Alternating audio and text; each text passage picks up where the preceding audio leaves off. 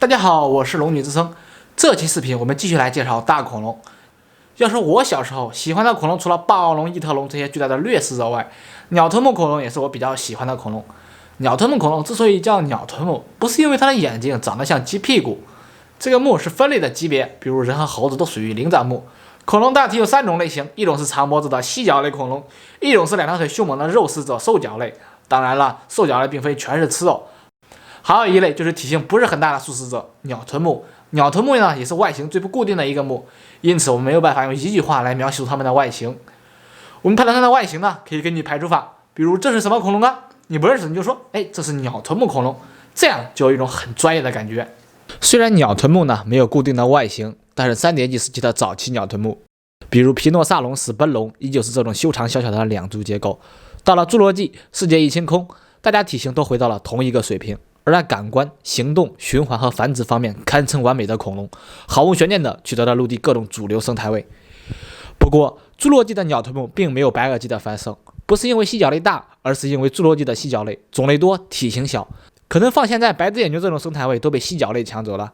就像一个乞丐不会妒忌一个富翁，但是会妒忌另一个生意更好的乞丐。鸟臀目的特点就是多样性更高，多才多艺。大家看这副头骨，是不是感觉像是某种食肉兽或者麝之类的头骨呢？然而它却是鸟臀目里鸡齿龙科的头骨。是的，牙齿分化一般被认为是核纹纲比较擅长的科技，而细形纲大多不那么明显。而鸡齿龙科则有3种区别很大的牙齿：门齿、犬齿和甲齿。犬齿的作用呢，可能是成年鸡齿龙来打架装逼用的工具，有点类似于野猪之类的犬齿，而且它们还可以像树食哺乳动物那样用甲齿咀嚼植物。白垩纪早期的天羽龙甚至在它们身体背面发现了毛发的痕迹，只不过和鸟类的羽毛比起来，它们的羽毛太过简单，内部中空且没有分叉。作为鸟臀目比较基干的物种，鸡齿龙科在大约1.4亿年前就灭绝了。而鸟臀目的主力成员主要集中在2大分支下，一个是装甲龙类，这类恐龙主要点被动防御，身体往往覆盖皮下成骨以及各种尖刺和凸起，比如侏罗纪早期的小盾龙，身体覆盖有整齐的鳞甲裂。不过它们的体型小，尾巴长，因此还可以2足行走。更大的腿龙腿脚反而没那么好了，只能4条腿走路。装甲龙类在侏罗纪最繁荣的一类呢是剑龙下目，早期的剑龙更偏向让对方难以啃食，比如华阳龙，背部长有3角形的骨板，臀部上方和肩膀两侧长有锋利的尖刺，尾巴末端具有2对骨刺，被抽一鞭子可不是火辣辣的疼那么简单。驼江龙的背部则有15对骨板。最拉风的是丁状龙，身体前半截长有骨板，后半截替换成长长的尖刺，看上去很有威慑力。而体型巨大且比较进步的剑龙属，它的背部反而长有宽大的5边形骨板，这些骨板太大了，以至于不是左右对称，而是交错对称。关于这些骨板的作用，有人说是为了当盔甲，还有的说是为了散热，还有的说是为了炫耀。不管怎么样，它们的骨板外面很可能覆盖着皮肤，而细形纲的视力都很好。我相信剑龙的骨板应该是非常绚丽漂亮的，不过剑龙的躯干并不算很好看，后腿长前腿低，脑袋像个吹风机。有人说剑龙是最傻的恐龙，我就不服了，难道剑龙还不能比犀角类恐龙更聪明吗？剑龙属背板高大，而犀龙的背板则更加扁长。米拉加亚龙一改剑龙畏手畏脚的气息，脖子变得很长。在侏罗纪和白垩纪相交时，剑龙类受到重创，而剑龙类的嘴巴只能切碎植物，无法咀嚼。面对被子植物的崛起，越发乏力。面对新的世界，剑龙也只能渐变了。白垩纪早期的乌尔赫龙不太像早期那么锋芒毕露，也不太像鼎盛时期那么花枝招展，而是变得低调圆润起来。不过，剑龙终究还是无力回天，错过了大半更加繁荣的白垩纪。同时，装甲龙类的甲龙下目崛起，成为新的防御者。和体型偏大的剑龙相比，甲龙要更小，并且具有咀嚼能力，使得它们更加适应被子植物。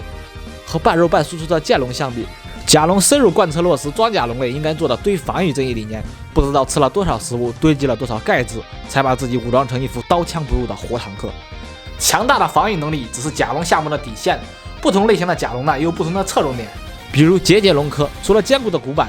肩膀、脖子和身体还有一对对尖锐的凸起。像七节龙肩膀的骨刺则更加夸张，它们就像是刺猬和豪猪的融合体，一般捕食者估计也没心思和它们斗争。更加进步的甲龙科，它们的身体没有那么多的凸起和尖刺，而是由1到35厘米的骨板和结节所覆盖。别说武装到牙齿了，它们甚至连眼皮都覆盖了骨板。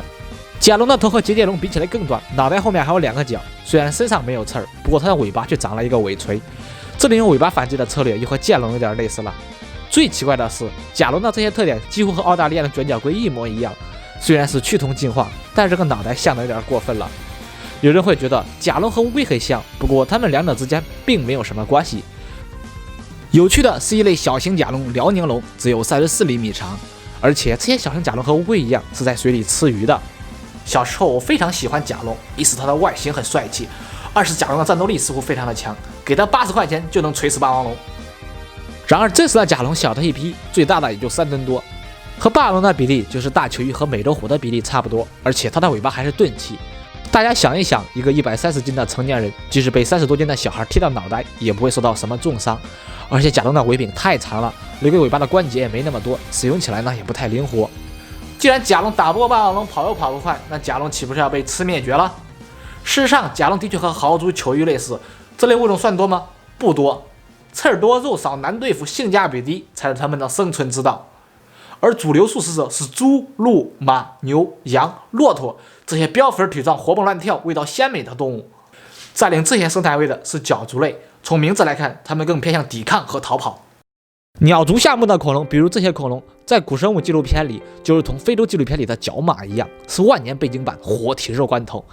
没有甲龙那种拉风的武器，它们很少被夸张成食肉动物的克星。不过，它们有3个生存法宝，一个是轻装上阵，方便逃跑；一个是多一个人，多一双眼睛，群居一景；第3个还是人多。食肉恐龙一边吃，这里就一边生，生态就维持平衡了。前面提到，鸟臀目的恐龙骨盆只有1个叉子，而原始恐龙和食肉恐龙有2个叉子。这是因为早期恐龙是吃肉或者杂食的，食物的营养比较丰富，而鸟臀目恐龙吃的植物营养太少了，需要沉重的消化器官才能消化植物。2个叉子的骨盆会迫使内脏比较靠前，如果内脏太大，就会重心不稳。像犀角类恐龙直接破罐子破摔，4条腿走路，而鸟臀目恐龙还想2足行走，就把前面那个叉子往后一折，这样肚子里就空出来一大片区域，内脏移到2腿中间，就可以2条腿走路了。只不过挺个大肚子走路实在太累了，所以他们平时会选择4条腿走路。这些动物就是纪录片里那些人畜无害的群众演员了，比如侏罗纪的弯龙就经常和剑龙一起出场。它还有个著名的亲戚，是欧洲白垩纪早期的禽龙。这类恐龙的名字真是人畜无害呀！禽龙还是世界上最早被发现的恐龙，这其实并不奇怪，这类恐龙数量太多了。禽龙还有一个锋利的大拇指，这个大拇指的作用呢，是用来查案点赞、数字3连用的。只不过那个时代还没有互联网，所以他们就把这个大拇指复原到鼻子上。而在非洲则生活着相貌奇特的豪勇龙，直译过来是勇敢的蜥蜴，这是言简意赅。它的背部有高达50厘米的神经棘，有人说这是装逼用的帆，还有人说这是骆驼的驼峰，咱们也就姑妄言之，姑妄听之吧。鸭嘴龙科在恐龙王朝最后2000万年里迅速发展为恐龙第1大科，种类多达60-70种。它们具有粗壮的尾巴和鸭子一样的嘴，它们的口腔后部有5-6排齿列，每排齿列有45到60颗牙齿。这些牙齿担任着繁重的咀嚼工作，并且有大量的备用牙齿用来替换。鸭嘴龙科有2个亚科，一个是乃氏龙亚科，它们的头顶往往顶着装饰和发声器官，最著名的就是腹直龙了。它们吸入的空气要先绕到管子末端才能到达肺部。关于它的功能，我终于不用再说可能或者也许了，可以断定它们就是用来发声的，而且它的叫声还被复原出来。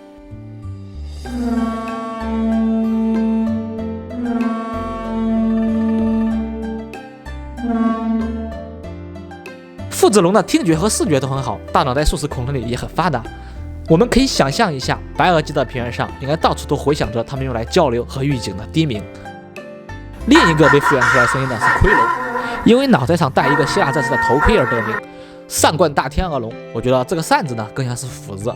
青岛龙这个复原其实是错的，这才是真正的青岛龙。而乃氏龙亚科最大的巨保罗龙可能有17吨重。通常认为巨保罗龙在鸭嘴龙里只能排第2，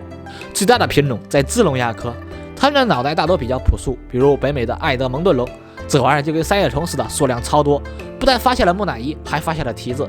情理之内，意料之中。山洞龙的体重能达到20吨重，是世界上最大的鸟臀目，足以媲美侏罗纪的一些犀角类。我只想说一句：山东牛皮666，我的宝贝！这些巨型鸭嘴龙虽然生活在白垩纪晚期，但是如此巨大的鸭嘴龙恐怕根本跑不快，它们缺乏武器，只能靠体型防御，而它们的身体结构也难以增加到巨型犀角类的级别。如果是对方是超大型掠食者，那么自己就会处于很被动的局面。面对凶残的肉食者，消除恐惧的最好办法就是面对恐惧。角龙夏目，加油！还是那句话，帖子最早的角龙夏目引龙依旧是两足血统的小家伙，但是这个短促的脑袋已经预示了一个现象，那就是此龙必成铁憨憨。柚木嘴龙长有一个柚木一样的嘴，尾巴上有类似豪猪的毛发。蒙大拿角龙脑袋后面有凸起，圆角龙有猪那么大，脑袋后面的凸起已经变成了颈盾。当然，这几类恐龙并非谁是谁爹的关系，世界上也不可能只有大型恐龙。当喙、颈盾加上角和巨大的体型这几条科技融合在一起之后，强大的角龙超科诞生了。要说犀角类恐龙还继承了恐龙天鹅样的长脖子，而角龙科可以说是最不像恐龙的恐龙了。同体长的情况下，角龙要比其他恐龙重得多。这群强壮的动物同样有两个分支，一个是鼻子比较发达的尖角龙亚科，比如恶魔角龙、美杜莎角龙、弯剑角龙，鼻子肿大的大鼻角龙，具有坚固隆起的后鼻角龙，还有比较发达的尖角龙、西凉菌的脊龙。另一个亚科是开角龙亚科，它们通常额头上的两只角比较发达，并且具有巨大漂亮的颈盾，比如华丽角龙，颈盾上缀几串珠子就可以当皇帝了。泰坦角龙如果颈盾也算头的话，那么它将拥有陆地上最大的脑袋。皇家角龙属，小葵花妈妈课堂开课啦！随着角龙的体型越来越大，反击能力也越来越强，而掠食者则强化自己的咬力，增加暴击与破甲。双方的军备竞赛进入了白热化阶段。在白垩纪最后200万年，角龙科出现了矛与盾的完全融合体三角龙。三角龙不但有角可以顶，还有喙可以咬，就像是一头野猪和犀牛的融合体。而且三角龙还有实心的颈盾。脖子是动物最大的弱点，即使你加一些皮内生骨，也抵抗不了最坚固的骨头——牙齿的撕咬。而有了颈盾则不一样，用锥子击穿一块木板很简单，但是想要弄碎一块木板却很难。况且嘴巴是一个杠杆，如果捕食者体型太小的话，那么想要攻破颈盾的防御，就要看它的脚答不答应了。而且三角龙能长到8吨重，不管是绝对还是相对体重，都比野猪大多了。然而不幸的是，他们的捕食者霸王龙真的要比三角龙大。这就很尴尬了，所以三角龙和霸王龙的关系就像东北虎和野猪的关系差不多，三角龙就是霸王龙的主食。不过换种角度来思考，霸王龙的领地里为什么三角龙那么多，其他慢速恐龙那么少呢？这和三角龙自身的奋斗有没有关系呢？能做霸王龙的主食就是天大的荣幸啊！素食者被自己体重1半甚至1/3的掠食者捕杀的例子比比皆是，而霸王龙居然长得比三角龙还大，这算不上素食动物抗击捕食者达到了最高峰啊！不过这一切早已经是尘归尘，土归土了，因为所有的鸟臀目都灭绝了，没有留下任何后代，而吃肉的兽脚类则留下一小批会飞的后代，一直扩张到今天。